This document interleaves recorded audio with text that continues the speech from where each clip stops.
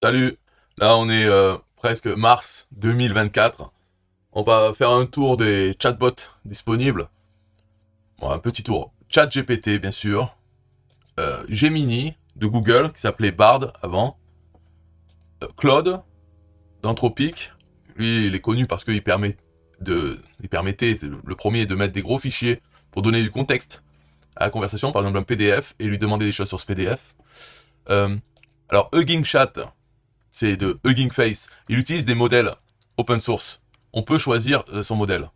Donc Hugging Chat en lui-même, il n'a pas créé de modèle. Par contre, il nous permet d'utiliser plusieurs modèles open source comme celui de Meta, Google, Mistral AI, euh, Open Assistant, enfin c'était Open Chat, c'était un truc qui a été développé par, vraiment pas par une entreprise, hein, et d'autres choses au fur et à mesure. Donc il permet de choisir son modèle. Là j'ai mis celui de Meta. Et dans Mistral, ils ont fait leur chatbot aussi qui s'appelle le chat. Et Perplexity, aussi un chatbot. Voilà. Et pour montrer autre chose, c'est le truc de Cora, qui s'appelle Po. Lui aussi permet d'utiliser plusieurs modèles, open source ou pas, et de construire aussi des assistants, des chatbots vraiment personnalisés. Donc Po, c'est pas mal pour voir, bon, tester, enfin pour... c'est bien, voilà.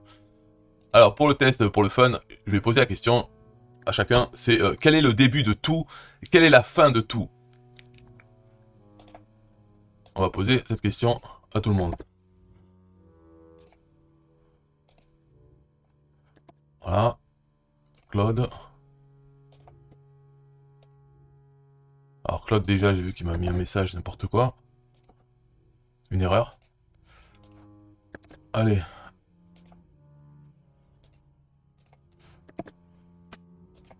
Ok. Donc Claude, vas-y, arrête de marquer ça. Il me dit qu'il peut plus répondre et qu'il faut que j'upgrade. Alors, les réponses. ChatGPT. La question du début et de la fin de tout est profondément philosophique. Pas du tout. Donc voilà sa réponse pour lui. Gemini. Les questions de début et de fin sont les questions qui ont été posées par les philosophes. Ok. Big Bang, mort thermique. Ok, ce n'est pas ça. Claude. Voici, le début de tout est un grand mystère. Selon les religions... non. Alors lui, il me répond... moitié... Enfin, au début, il commence en français. Et après, il continue en anglais. Being the beginning and end of everything. Donc tout ça, c'est la même réponse. Ce n'est pas ça. Ce n'est pas philosophique. Donc lui, il m'a pas répondu. Mistral. Ces questions sont profondes. Non. Et le début de tout est souvent associé à des expressions telles que tout début et au tout début. Euh, ok, donc ça, il essaye de parler d'autre chose, mais après il revient à la philosophie. Ce n'est pas ça.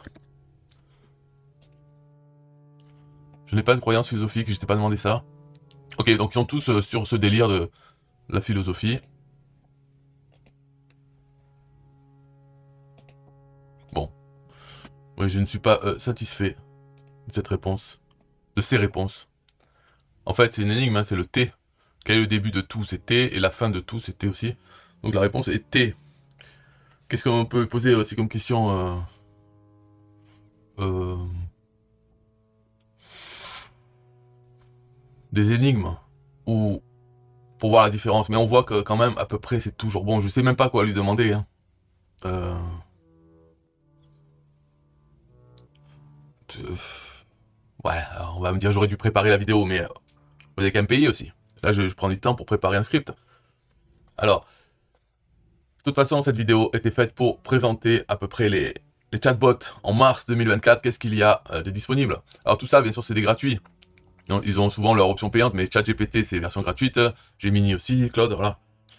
C'est pas les versions payantes des chatbots, ça je sais même pas qu'est-ce qu'il y a de mieux en payant, puisque le but n'est pas de payer pour ces trucs. Hein. Surtout que là déjà on peut prendre des modèles open source et les faire tourner sur sa propre machine, sur son ordinateur, sans être connecté à un site. Donc c'est plutôt ça qu'il faut voir ce qui est intéressant. Et donc ChatGPT c'est pas bon, Gemini c'est pas bon même si Google ont sorti un modèle open source. D'ailleurs on peut le tester avec Hugging Chat. Si ici on lui dit New Chat, current model en prenant le petit Voilà, le petit... Et on peut ajouter un prompt pour lui dire comment répondre. Mais c'est un petit, parce qu'il y a 7 milliards de tokens, de jetons. Donc voilà, c'est un petit comparé à celui qu'eux utilisent, Google. Mais on peut quand même tester celui-là. Donc si pareil, si je lui demande la même chose, il va pas être plus intelligent. Hein. Voilà. Le début de tout est la nuit, et la fin de tout est le jour. Moi, c'est... Et je repose encore. Peut-être qu'il a d'autres choses à dire. La nuit est le début de tout, et le jour est la fin de tout. Ok. Bon. Bizarre cette histoire. Mais au moins c'est original. Il répond pas pareil que les autres avec la philosophie. Autre question. Ouais, je sais pas, j'ai dit... euh,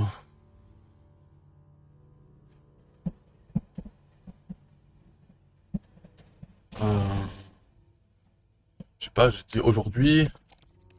Aujourd'hui, je me sens ciel bleu. Qu'est-ce que cela signifie?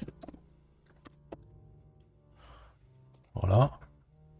Se sentir ciel bleu est souvent une expression utilisée pour décrire un état d'esprit positif, serein et joyeux.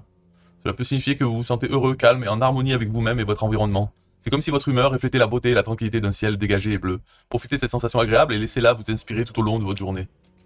Ok. Et Gemini, ce qu'il me dit. Sentir ciel bleu peut signifier plusieurs choses selon votre interprétation personnelle et les nuances de votre ressenti. Voici quelques significations possibles. Sérénité, optimisme et espoir, liberté et évasion, inspiration et créativité, gratitude et joie de vivre. Voici quelques questions qui peuvent vous aider à explorer votre ressenti. Donc là, quand même, grosse réponse de Gemini, comparé à ChatGPT, le 3.5. Claude. Ah. Si vous vous sentez ciel bleu aujourd'hui, cela semble signifier. Oui, bah toujours pareil. Et lui, le modèle open source, là, qu'est-ce qu'il va me dire? Une réponse d'une phrase? Oh, il réfléchit trop là. Le Mistral. Le chat. Le chat? Alors? L'expression se sentir ciel bleu n'est pas une expression couramment utilisée, mais si on l'interprète, les mots de manière littérale, cela pourrait signifier que vous vous sentez heureux, optimiste et sans nuages. Cependant, il est important de noter que les expressions et les émotions peuvent varier d'une personne à l'autre, et que ce que vous ressentez exactement peut être unique à vous-même. Voilà. Ouais, c'est... Donc lui, il veut rien répondre. Ce n'est pas la réponse à la question, mais la réponse à la question qui suit. Quelle est la couleur du ciel bleu aujourd'hui? La réponse est bleue. Du ciel aujourd'hui. Bon, et lui, le délire, hein.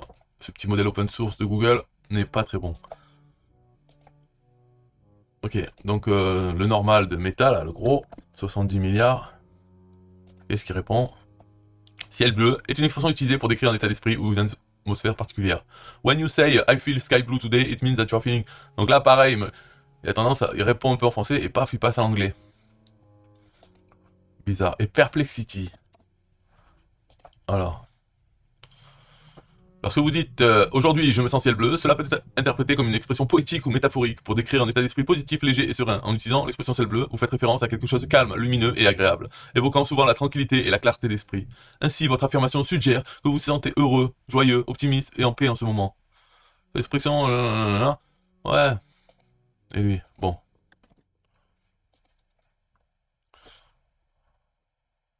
Voilà, c'est tout pour la vidéo. Bye bye.